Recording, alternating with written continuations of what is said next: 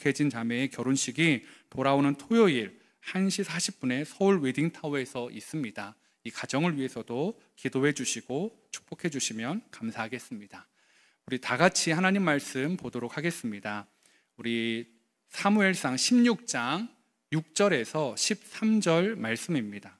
우리 구약성경 433페이지인데 우리 다 같이 자리에서 일어나셔서 우리 사무엘상 16장 6절에서 13절 말씀을 저와 여러분이 한 절씩 교독하도록 하겠습니다. 그들이 오매 사무엘이 엘리압을 보고 마음에 이르기를 여호와의 기름 부으실 자가 과연 주님 앞에 있도다 하였더니 여호와께서 사무엘에게 이르시되 그의 용모와 키를 보지 말라. 내가 이미 그를 버렸노라. 내가 보는 것은 사람과 같지 아니하니 사람은 외모를 보거니와 나 여호와는 중심을 보느니라 하시더라.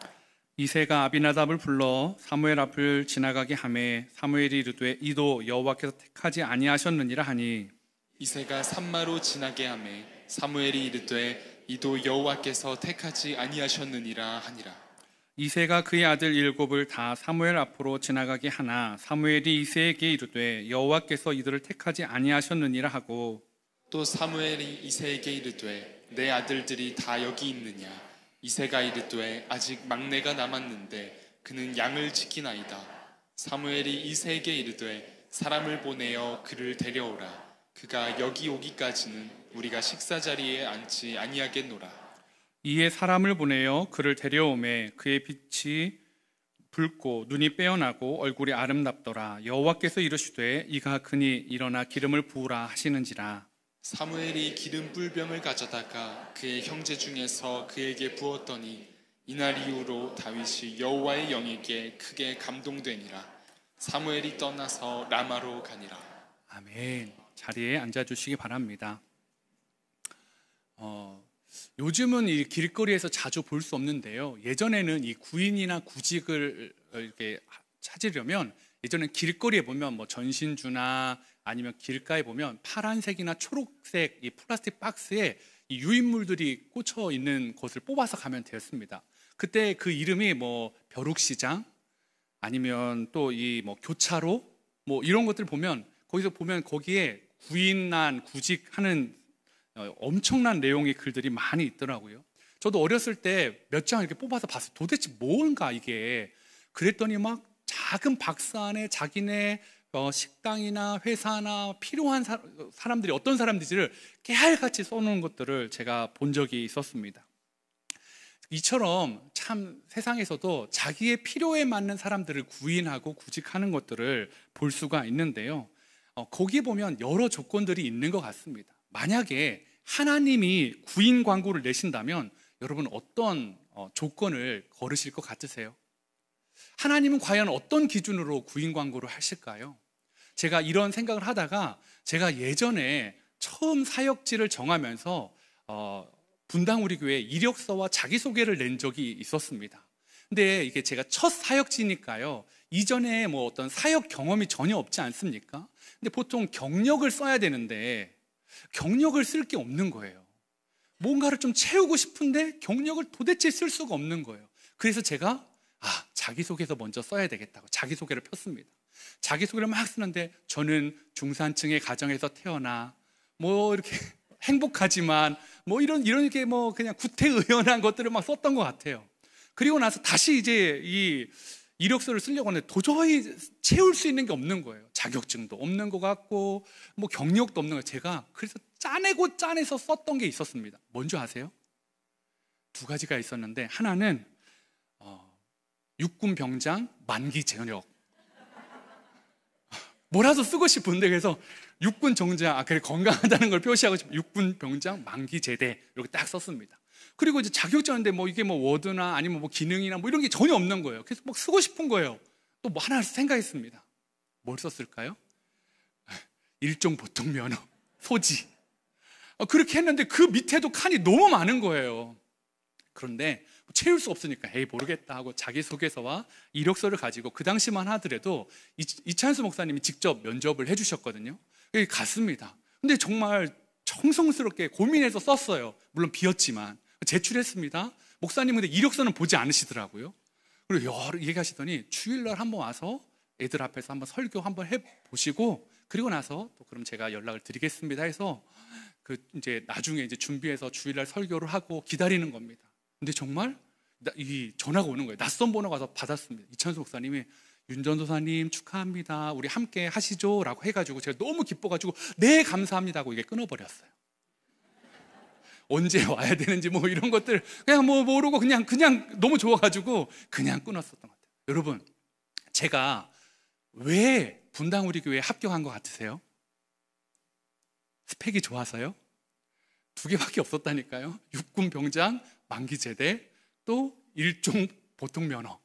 스펙이 아니었던 것 같아요. 그러면 목사님 설교를 엄청 잘했나 봐요. 여러분, 이제 일반 대학교 학부를 다니다가 신대원 가가지고 1년 배우고 설교를 했으니까 뭘 얼마나 잘했겠습니까? 근데요, 제가 곰곰이 생각하고 지금도 생각해보면 나는 그때 스펙이 아니라 은혜로 들어갔구나 라는 생각을 여전히 하고 있습니다. 그렇게 하고 그 일이 있은 후 19년 뒤에 제가 또 한 번 은혜를 경험한 적이 있었습니다. 1만 성도 파송 운동을 할 때요, 이제 내부 교육자들이 투표를 했습니다. 근데 어느 날 갑자기 처음에는 알려주시지 않고 투표를 하더라고요. 개척을 하면 잘할 것 같은, 조건이 다른 게 없어요. 개척을 하면 잘할 것 같은 사람 10명을 쓰래요. 근데 그때 저희 교육자들이 한 80명 정도 됐거든요. 막 머리를 타는데 누가 누군지도 잘 기억도 안 나는데, 그래서 목사님이 회심의 카드로 화면을 준비했다. 사람들 얼굴이 계속 돌아가는 거예요. 이름하고 사람들 얼굴. 자, 너희 동역자들 중에서 보고 개척을 하면 괜찮을 것 같은 사람, 잘할 것 같은 사람을 적어라. 컨닝도 할 수 없고 10명을 하는데요. 근데 그냥 얼굴하고 이름밖에 없어요. 다른 이 사람이 어느 대학을 나왔는지, 신대원은 어디를 나왔는지, 아니면 자격증이 뭔지 하나도 없어요. 그냥 얼굴하고 이름이에요. 그리고 했는데 그렇게 5번을 해가지고 제가 됐어요, 여러분. 여러분, 제가 뭘로 됐을까요? 스펙으로 됐을까요? 아니에요. 외모로? 안타깝게도 아니었습니다. 그런데요, 제가 그때 생각한 게 그거였습니다. 저도 10명을 적을 때 스펙을 탁월한 사람을 기억해내서 적지 않았습니다. 만약에요, 분당 우리 교회에서 저를 첫 사역자를 시작할 때 뽑아주실 때 스펙을 봤다면 저는 뽑히지 못했을 겁니다. 그리고 제가 마지막 부교육자로 있으면서 1만 성도 파송 운동에 적합한 사람으로 동역자들이 투표할 때도 스펙을 봤다면 사실은 저 말고 훨씬 좋은 사역자들이 많이 있었습니다. 여러분, 저는요 스펙으로 이 자리에 있는 사람이 아닙니다. 그렇다면 제가 이 이야기를 자꾸 생각하면서 자꾸 드는 생각은 그거예요. 그럼 나는 무엇 때문에 분당 우리가 사역할 수 있었지? 나는 무엇 때문에 이 은혜의 자리에 지금 있지? 그러면서 하나님이 원하시는 구인 광고에는 뭐가 들어갈까? 분명히 제 얼굴을 봤을 때는 외모는 아니에요. 키는 들어가면 조금 괜찮을 것 같아요. 또 외모도 아닌 것 같고, 학력도 아닌 것 같고, 성품도 아닌 것 같고, 별거 아닌 것 같으면 뭘까? 오늘 이 하나님의 구인 광고에 들어가는 그 내용들이 무엇일까를 볼 수 있는 성경 말씀이 오늘 본문인 것 같습니다. 왜냐하면 오늘 하나님이 이스라엘의 다음 왕을 찾고 계십니다. 사울이 실패했습니다. 그래서 사울을 보시고 하나님이 한탄하셨습니다. 너무 마음 아파하셨습니다. 그래서 다음 왕을 뽑아야 되겠다. 그리고 내가 다음 사람을 이미 찾았다라고 말씀하고 있습니다.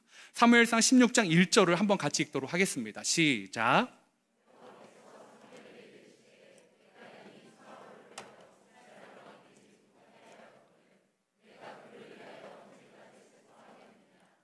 너는 뿔에 기름을 채워 가지고 가라. 내가 너를 베들레헴 사람 이새에게로 보내리니 이는 내가 그의 아들 중에서 한 왕을 보았느니라 하시는지라. 그냥 너무 사울의 실패 때문에 마음 아파하고 슬퍼하는 이 사무엘이요, 너무 슬퍼하고 있으니까 하나님이 사무엘에게 너 이제 그만 울어라. 언제까지 울 거냐? 내가 한 사람을, 한 왕을 보았다라고 말하고 있습니다. 이 세 번역에는 왕이 될 사람을 한 명 골라놓았다라는 거예요. 이제 그만 울어. 내가 이미 구인을 마쳤어 라고 하나님이 말씀하고 있다라는 것입니다. 그래서 그 사람이 어디에 있느냐? 베들레헴에 있다라는 겁니다.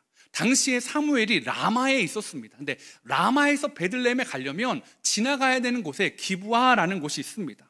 이 기브아는 누가 있는 곳이냐면 사울이 있는 곳이었습니다. 즉 하나님이 말씀을 따라 베들레헴에 가려면 사울의 영향력을 지나가야 됩니다. 지근거리를 지나가야 됩니다. 그러면 사울의 귀에 사무엘의 행동이 다 들려질 수밖에 없다라는 거죠. 그런데 사울과 사무엘의 관계가 지금 안 좋잖아요. 당신을 버렸습니다. 하나님이 다른 사람을 세우셨습니다. 선포했기 때문에 이 사울의 일거수일투족이 어쩌면 사울에게 예민하게 작동되는 때였기 때문에 되도록이면 사무엘은 사울의 눈 바깥에서 활동을 했는데 그의 영역을 지나가야 되는데 가야 됩니다. 하나님은 이렇게 얘기합니다. 너 제사를 드리러 그곳으로 가라고 해라. 제물을 가지고 그곳에서 제사를 드리기 위해 가는 채 해라 라고 말씀을 해 주시는 거죠. 그래서 그곳에서 베들레헴에 있는 그 시골에 있는 이새의 아들들 중에 내가 택한 사람이 있다라고 말씀을 해 주셨습니다. 그리고 그 첫 번째 아들을 보게 됩니다. 6절에 보니까 그들이 오매 사무엘이 엘리압을 보고 마음에 이르기를 여호와의 기름 부으실 자가 과연 주님 앞에 있도다 하였더니, 사무엘이요 정말 보자마자 이 이새의 첫째 아들 엘리압을 보자마자 마음이 너무 흔쾌해졌습니다. 하나님이 보내신 이유가 있구나. 그리고요 그의 용모와 키가 왕이 되기에 부족하지 않다라는 것을 알고요 그에게 기름을 부으려고 했습니다. 그랬더니 하나님이 이렇게 말씀하십니다. 7절에 여호와께서 사무엘에게 이르시되 그의 용모와 키를 보지 말라. 내가 이미 그를 버렸노라 라고 말하고 있다라는 거죠. 엘리압 입장에서는 좀 억울하지 않을까요? 키 크고 잘생기게 뭔 죄예요? 근데 버렸대요. 그런데 이 버렸다라는 것은 엘리압을 버렸다라는 것보다는 사실은 사무엘서에 보면 이미 한 사람을 버린 사람이 있습니다. 누구죠? 사울입니다. 즉 엘리압에 버렸다는 것, 하나님 엘리압을 그냥 버린 게 아니라 엘리압 안에 있는 무엇을 보았을까요? 사울의 모습을 본 거죠. 키 크고 잘생겼어. 너희가 요구하는 왕인데 그것은 제2의 사울밖에 더 되겠니? 나는 그 기준이 아니다라고 말씀하고 있다라는 거죠. 사울이 잘못해서 다른 왕을 뽑으려고 하는데 사울과 같은 왕을 뽑을 일은 없는 것 아니겠습니까? 하나님의 구인 광고에 키와 용모는 빠져 있었다라는 거죠. 그래서 하나님은 전혀 다른 기준, 우리 7절 하반절에 보니까 내가 보는 것은 사람과 같지 아니하니 사람은 외모를 보거니와 나 여호와는 중심을 보느니라 하시더라. 외모 안 볼게, 중심을 볼게 라고 말하고 있다라는 거죠. 여기서 쓰인 중심이라는 단어가 레바부라는 히브리어인데요, 이게 마음, 중심 이렇게 쓰여진다라는 거죠. 즉 하나님은 중심, 마음을 보시는데요, 그게 지금 이 순간만이 아니라 사울에 대해서 이야기할 때도 마음을 보시겠다라고 말씀하셨습니다. 사무엘상 13장 14절에 지금은 왕의 나라가 길지 못할 것이라 여호와께서 왕에게 명령하신 바를 왕이 지키지 아니하였으므로 여호와께서 그의 마음에 맞는 사람을 구하여 여호와께서 그를 그의 백성의 지도자로 삼으셨느니라 하고, 하나님은 자신의 마음에 맞는 사람, 근데 그 어떤 사람이 마음에 맞습니까? 외모와 키는 아니었습니다. 마음이 순전한 사람, 마음의 중심이 하나님 보시기에 좋은 사람을 찾았다라는 거죠. 그래서 엘리압은 탈락이었습니다. 엘리압은 너무 좋은데 사울과 같은 모습. 둘째 아비나답, 셋째 삼마 지나갑니다. 그런데 다 아니래요. 넷째부터는 이름도 기록되지 않습니다. 넷째, 다섯째, 여섯째, 일곱째 아들이 다 지나갔는데 아무도 없대요. 사무엘 입장에서는 난감합니다. 분명히 하나님의 베들레헴의 이새의 집안에 보아놓으신 사람, 골라놓은 사람이 있다는데 왜 없지? 그래서 물어봅니다. 네 아들이 여기 있는 게 다냐? 그제서야 이새가 막내 아들 이야기를 꺼냅니다. 여러분, 막내 아들 하면요 어때요? 우리의 막내 너무 귀엽고 사랑스럽고 예쁘고 막 내 품 안에 자식처럼 터하는 자식이 막내 아닙니까? 그런데 이 막내에 대한 해석을 볼 때 오늘 이 다윗이 몇 번째 아들입니까? 8번째 아들이었습니다. 근데 많은 성경학자들이 왜 8번째일까를 고민하는데 그 힌트를 7 바깥에 있는 숫자가 8이었습니다. 7 다음에 있는 숫자가 8이었습니다. 무슨 말입니까? 성경에서 7이라는 숫자는 충분한 숫자입니다. 완전한 숫자입니다. 어떤 말일까요? 이새에게 아들은 일곱 명으로 충분했던 거예요. 사무엘 앞에 나오기에, 사무엘에게 보여주기에, 사무엘에게 내 아들 중에 좋은 사람 한번 택하십시오라는 것들 보여주기에 이새가 생각하기에 이 7명이면 충분한 거예요. 그 바깥에 있었던 사람이 다윗이었다라는 것입니다. 그리고 그 아이를 막내라고 이야기합니다. 막내라는 게요, 그냥 너무 귀여운 게 아니고요, 노동력이나 전투력이 가장 중요한 이 시대 가운데, 이 시대는 여자보다 남자가 소중하고요, 어린아이보다 청년, 장년이 훨씬 더 소중합니다. 왜요? 노동력이나 군사력으로 쓸 수 있기 때문이니까요. 즉 오늘 엘리압, 아비나답, 삼마 세 사람의 이름만 나오고 나머지 넷째부터 7글자 이름도 안 나옵니다. 무슨 얘기일까요? 그냥 세 명의 형들과 기타 등등이었습니다.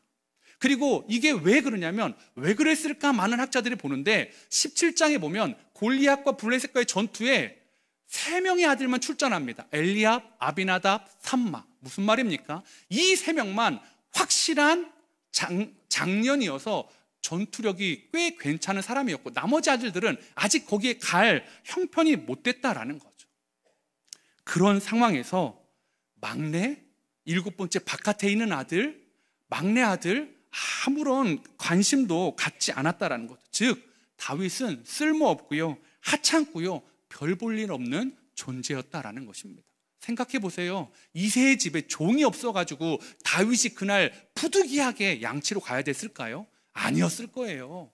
종이 있었을 겁니다. 그런데 굳이 이새는 다윗에게 네가 양쳐라 라고 말했습니다. 너는 이 자리에 올 필요도 없다, 그 말 아니겠습니까? 그렇게 쓸모없고 하찮고 별 볼 일 없는, 형제들과 아버지도 신경 써주지 않는 이 다윗을 하나님이 마음에 들어 하셨습니다. 무엇이 하나님의 마음을 사로잡는 비결이었을까요? 여러분, 다윗이 들판에서 뭐 하고 있다고요? 양치고 있다라는 거죠.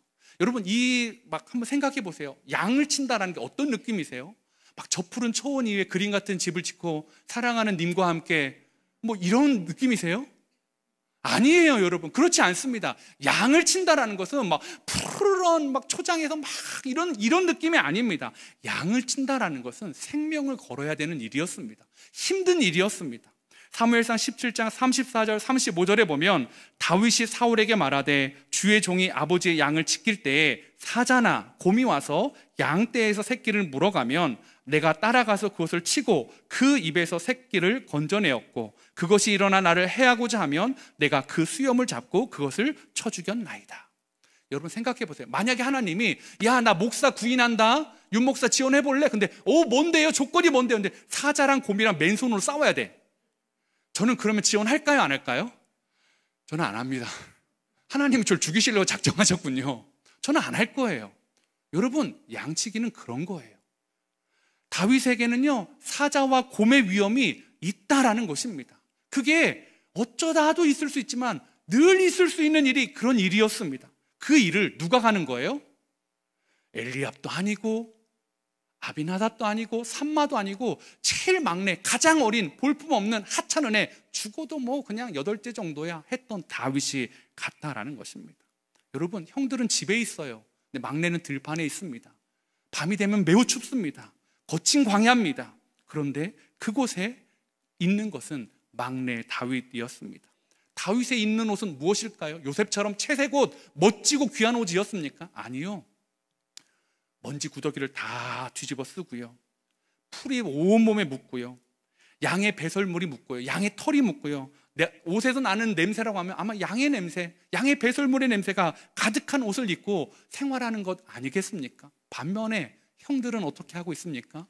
깨끗한 옷으로 갈아입고 목욕하고 사무엘을 만나러 가고 있다라는 거죠.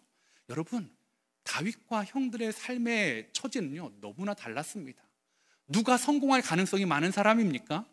엘리압, 아비나답, 삼마, 그리고 나머지 아들들. 그 다윗은 기타 등등에서도 그 맨 마지막에 있는 등이었습니다. 그런데요, 그런 아무도 보지 않는 곳에서 있는 다윗을 누가 보고 계셨습니까? 하나님이 보고 계셨다라는 것입니다.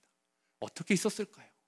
다윗이 막 풀을 팍 차고 돌을 팍 차면서 나도 사무엘 보고 싶은데 형들만 뭐야 재밌는 거 맨날 나는 이러면 돼. 양들을 가가지고 막 때리면서 이놈의 양새끼들 다 죽었으면 좋겠어. 혹시 뭐 이랬을까요? 그렇지는 않은 것 같아요. 왜냐하면 다윗은 예수님을 예표합니다. 예수님은 우리의 목자라고 하는데 예수님이 뭐 일 안 풀리실 때마다 이놈의 자식들 이러시는 않으시잖아요. 사랑하는 성도 여러분, 어떻습니까? 하나님을요 보이지 않는 곳에서 찬양하고 있는, 그리고 그 보이지 않는 곳에서 자신의 일을 묵묵히 하고 있는 다윗을 보고 계셨어요. 아무도 신경 써지 않았는데 하나님은 다윗 사무엘에게 내가 보았다, 내가 골라놓았다라고. 뭘 보고 고르셨냐고요? 키도 아니고 외모도 아닌데요. 여러분, 다윗의 그 하나님을 향한 순전한 열정, 일상 가운데 늘 하나님 앞에 드려지는 그 감사와 찬양의 고백들, 그것이 하나님이 보시는 마음이었다라는 것입니다. 여러분의 마음은 어떠십니까? 제가 훈련하는 우리 집사님들 중에 한 분이요, 그런 일들이 있었습니다. 이분이 청년 때 직장 선교사가 꿈이셨어요. 그래서 내가 정말 사회에 나가서 정말 내가 어떤 사역자는 아니지만 사역자처럼 회사에 취직해서 선교하겠다. 그런데요, 살다 보니까 참 이렇게 꿈이 희석돼 가는 거예요. 가정도 이루고 또 가정 생계를 책임져야 되고 하다 보니까 승진도 해야 되다 보니까 선교사의 꿈보다는 승진하는 거, 더 잘 사는 것이 목적이 되었습니다. 물론 교회도 잘 나오셨고요.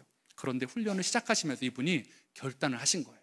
내가 다시 직장 선교사의 삶을 살아가야지. 여러분, 이 고백이요 얼마나 귀합니까? 근데 그 앞에 놓여있는 현실은요 쉽지 않더라고요.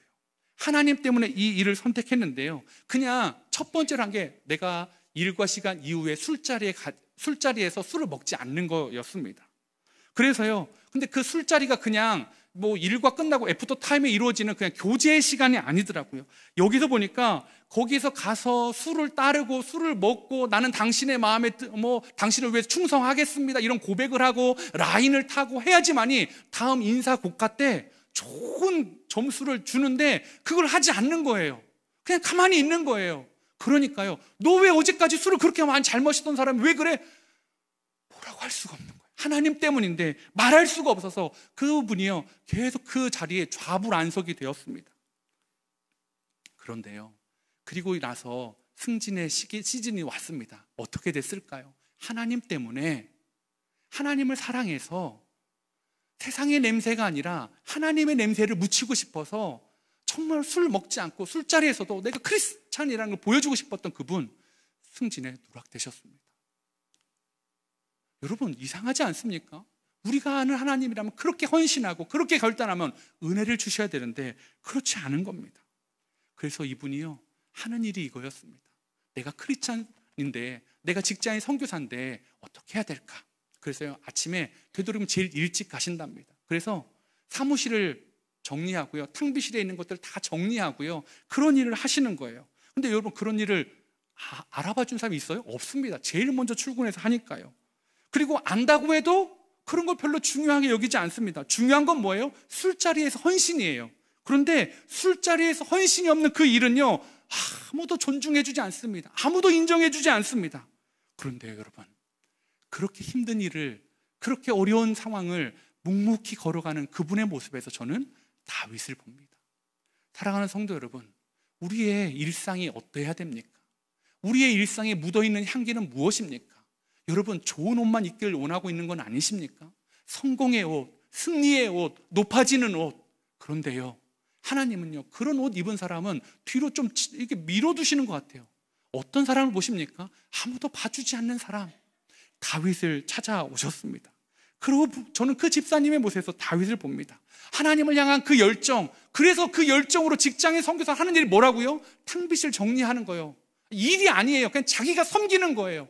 아무도 인정해주지 않아요. 저는 그러나 주님은 보신다라고 믿습니다. 여러분, 일상 가운데 여러분은 어떤 일에 도전하고 계십니까? 예수님 때문에 어떤 위험에 빠지셨습니까? 혹시 예수님 때문에 일상이 좀 더 어떻게 복잡해지셨습니까? 관심받지 못하고 있는 일은 무엇입니까? 그런데요, 그런 사람에게 주님은 내가 보았다라고 말씀하신다라는 거죠.